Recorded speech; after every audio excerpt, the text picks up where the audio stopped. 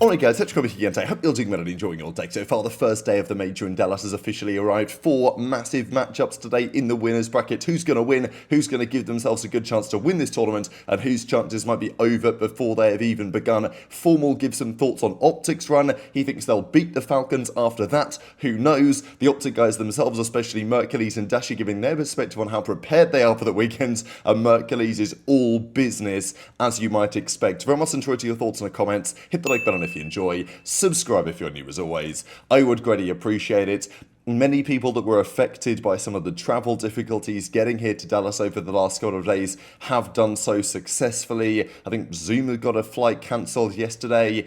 Exceed also was going through hell to try and get here, but he did arrive yesterday. So obviously not ideal, because really you want to be here Tuesday, even Monday, but certainly Tuesday, so you can get a good prep day in done Wednesday. He did make it to Dallas in time. Probably not the ideal start for the Ravens, but look, they're here. They play Thieves today that we'll discuss in the coming minutes. Speaking of some of the Challengers players, they actually did give an update on this. We talked about this Team Pass drama. If you've got a Challengers ticket, it was only giving the players access for the Thursday. OpTic have said there will be an additional area just for Challengers players that will still have access for the rest of the weekend. So I think this is a pretty sensible way to do it. Again, you don't want to incentivize in the future people to just buy Challengers passes to get the free tickets when they don't intend to compete. But if they actually do compete, you know, they should get access to the venue to watch the rest of the weekend. This, I think, is a pretty good solution. Shout out the OpTic boys for that one. Another thing to say on them in a second. Before we get there, SMG Pyramid. Simp is number 1. I don't think anyone is really going to be disputing this right now. What about the rest of this list? Is it cooked? Should JoeDeceives still be this high? There's a question on that. I mean, well, the fact that Shotzzy and Huke are all the way down in tier 5 feels, I don't know, feels a bit harsh. Look, it's probably justified right now, to be fair. Just feels like based on online COD. I think when I did my voting for this, I don't think I had them quite this low, but still, you can definitely justify a number of players above them right now. Pred up 2 tiers, 04 up a tier, Lurks I think has to be on here as well, he's been cooking, Xnid makes it on, so yeah, this is all over the place, and I'm sure this is going to look pretty different after this major is over, I would imagine. Now, yeah, I did turn up to that pre-LAN yesterday. It was quite the drive up there to the Hex Quarters in these conditions right now in Dallas, but I've hired this like rented this massive truck, it's a Dodge Ram, so perfect for these conditions, can't lie. I don't even know if it would fit on the roads of the UK, to be honest, but it works here in Texas. And so yeah, got up there. Thanks to the OpTic guys for their hospitality as always. It was actually a really fun event. All the Challengers players were there for the afternoon, at least for the pre-LAN that they were running with. Swooty is quite the character. I had a good little chat with him. He'd said a few things to me while I was like standing behind the scenes. I was like, okay, I've got to talk to this guy and like kind of prod him on a couple of these points because he's going to say something entertaining, which he did. So yeah, good guy Swooty. I can understand why Zuma keeps him around, and even if the the placings haven't been the best lately, let's say, but that's okay because this weekend's going to be a different story. And to be fair, on LAN, maybe it's a different story as well. He was kind of frying yesterday at the pre-LAN that they ran. So look, maybe Zuma can get him a facility at some point in the near future. What was also talked about here was Luca. I spent a little bit of time just standing behind Luca, watching his POV, seeing what these people are talking about. To be fair, most of the maps that they were playing at the time I was watching, they were getting slammed, and Luca was getting slammed as well. I think this actually might have been one of them. But look, it's interesting. He can obviously shoot very straight. That is very clear. And when he wins a gunfight or two, his POV looks real good. I think his decision making on the map, at least what I was like, some of these maps yesterday wasn't the best, and it was catching him in bad gunfights that he was not at an advantage for. So it was interesting because Scum and Zoom were talking about it yesterday, being like, damn, Luca, there was a lot of talk about him and he's getting fried. And to be fair, he was getting fried a fair bit yesterday. But that's okay, right? Like, it's not like there's urgency for FaZe to bring him into the team. Maybe they've made an error by doing so. But also, it seems to have helped their team anyway, because it's inspired Drazah and Abuzah and 04 even to step up their game. And now FaZe look like one of the serious threats for the Major. again, if Aluka isn't frying in challenges, then that pressure is reduced to some degree on the pro team, which is not really what you want. But yeah, definitely an interesting thing. We'll see how it goes this weekend. Of course, like the move from online to LAN is one thing. We also have talked about that with regard to Aluka, right? People saying, look, this guy got signed off one cup, basically, and it was all online COD. So we'll see how it goes on LAN this weekend. Again, the pre-bootcamp LAN is one thing. What actually happens when they get to LAN this weekend is another thing. And as Aluka says, thanks for hosting the event. It's a pleasure. And yeah, it was awesome to be there. There was also another map that was noted, which was this one. So Renegade and the Huntsman. Renegade also Halo World Champion, absolute legend of that scene. It might not be a huge surprise if turning up to a LAN environment, Renegade starts to really deliver. He had this map against Aluka and co, the Omit team, went 39-12 on the exposure. Pretty outrageous. So, yeah, he was one of the key standouts of the day. But the OpTic guys, the OpTic Texas team, they weren't there because they were at the venue getting ready to go. Venue looks spectacular. I mean, to be fair, this actually reveals loads of the images of it. Usually they say, oh, you can't put anything out before the major starts and all this. But this gives you a pretty good glimpse of what the venue's going to look like there internally. And, of course, at the Moody Coliseum at SMU. They were loading everything in. The players were there getting ready to go, of course, getting their practice scrims and all that type of stuff in. They are in action today. Now, the OpTic Texas guys sat down with the Huntsman, did a nice little pre-tournament press conference. Couple of interesting answers in here. Certainly what Dashy had to say, but also Mercules. Like, I gotta share this Mercules clip because this kid is just built different, to be honest. Like, when asked about, oh, well, what did you take away from the Shotzzy situation? He's just all business.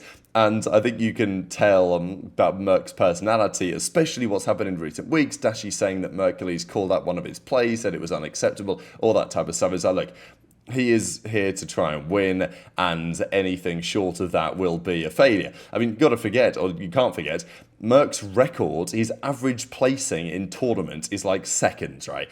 He came fourth, like fourth, third, and then won two of them. So his average placing is a Sunday, bare minimum.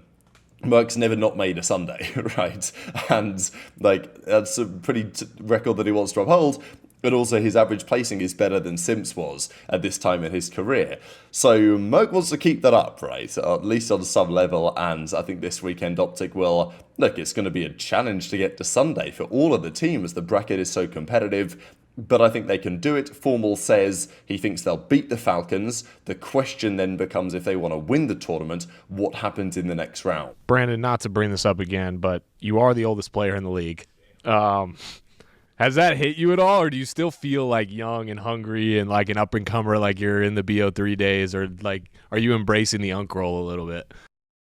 I don't know. I don't know how to feel about it just because it's so weird because it's so weird because I don't feel old, but I've also been competing for so long, so I understand that, you know, I've played against multiple different eras of different players from just different eras, and I guess sometimes it hits me late night just thinking like, wow, everyone that I did come up with is no longer here, basically, but obviously for barring a few exceptions, but I don't know. I still feel the gameplay still looks young, so as long as that's, you know, as long as I'm still ripping, then I'll just look at the POV, and once McQueen starts fading, then we might have to look elsewhere, but we're still good for now.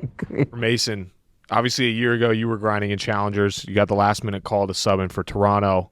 Joined OpTic a month later, became Champs MVP. If you could go back and tell yourself something pre-Toronto call that you were going to go into that first event, what do you think it would be? Just be confident. That's pretty much it. Fuck yeah. Fuck yeah.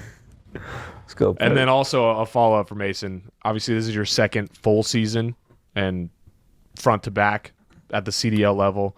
What would you say is like the biggest difference? Like, do you feel any different going in as like a rookie trying to prove yourself last year and now you're defending a championship? Nah. It's still just the same mindset. Just trying to win. Nothing changed, to be honest. Bracket. Gentleman's Koi. I actually like this road for OpTic. I like this road. The win con here is this match. I have full faith they'll beat Falcons in their first match. The win con is right here. If they win a tournament, they'll have to win this match. Like, assuming FaZe beats G2 here, maybe a closer series than we think, but I think FaZe advances. I think OpTic advances. But this match right here, if OpTic can get their revenge on FaZe and beat them on LAN, not only will they think that the online match was fluky, but they'll also be confident enough to probably take the rest of the tournament. Like, just beating FaZe here will be enough to propel them thinking that, like, oh yeah, we're back on LAN, what the fuck? Why do we even have any doubts? And I don't really think whoever comes through this side is going to beat OpTic if OpTic makes it to here. So this is the bracket going into today. So Paris played Toronto first game of the day. Then it's Ravens versus Thieves. As I say, massive game. We'll see how the Thieves get on. They've got, well, there's a lot going into that series. I think that's probably one of the more juicy ones. Look, they're all pretty juicy. OpTic Falcons, you got Prid versus Shotzzy.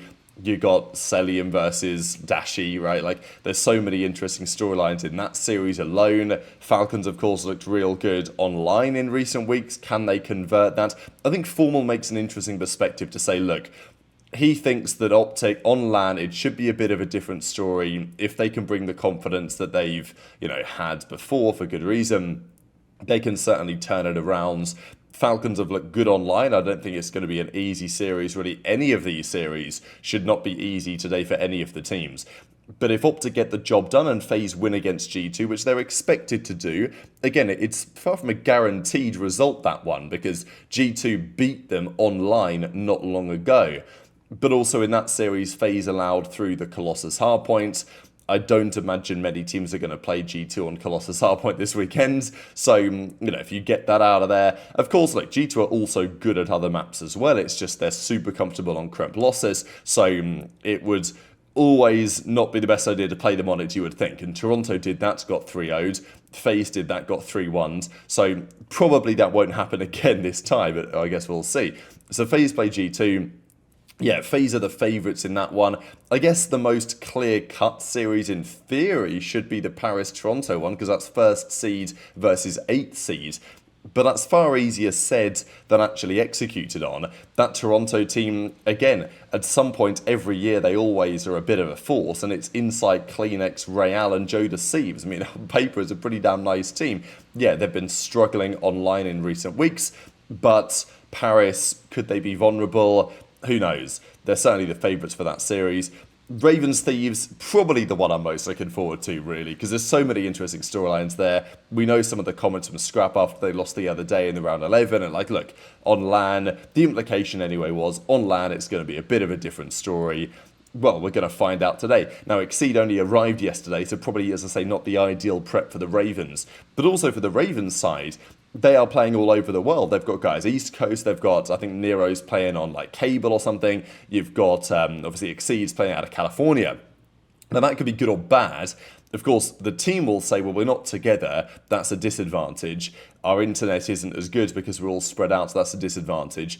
That may be true, but also Thieves will say, well, because we're trying to play against 3 guys on the East Coast and 1 on the West, that's cooking our internet as well. And this is the argument, I think Zinni made the point the other day, to say, look, Ravens should just be paying for a facility. It's embarrassing that they don't. But as unfortunate as it is, they might have cooked with this, because it's the same thing Florida. You guys remember when Florida had, like, the Awakening, Vickle, or whatever it was? They had that, like, how many Havoc was there? They had this Bermuda Triangle thing, and they were all in different parts of the East Coast, and it made it that when you played them online, one of their guys would always be sitting on the server and would be absolutely frying. That was the idea anyway. So that's the thing, right? And for the Ravens side, as much as I don't like that organization and I wish that the Poverty Org would finally get replaced, if I was running that org, I'd probably do the same thing, because it's like, well, look, I'm still going to fry online. It doesn't seem to matter anyway. But I guess the question is, you bring the boys together on LAN for pretty much the first time. They get to play next to each other, fist bumps and all this. Do they get better? Do they get a LAN buff that they've not had online? Possibly, right? So that's a series. Obviously, the losers drop down to play the respective teams. So the loser of Falcons OpTic plays Cloud9 tomorrow. But yeah, these are the 4 games of today, and they happen in this order. So 1:30 Eastern time, probably about 4.5 hours or so after this video goes live, that's when the matches are going to be getting underway. OpTic Falcons is 3rd, FaZe G2 closes out the day, and yeah, it's tough to call. I think you could take the favourites, Paris, Thieves, OpTic, FaZe, but you gotta think there's at least one upset brewing today. So hit the like button if you enjoyed, subscribe if you're new, take care, and I'll see you next time.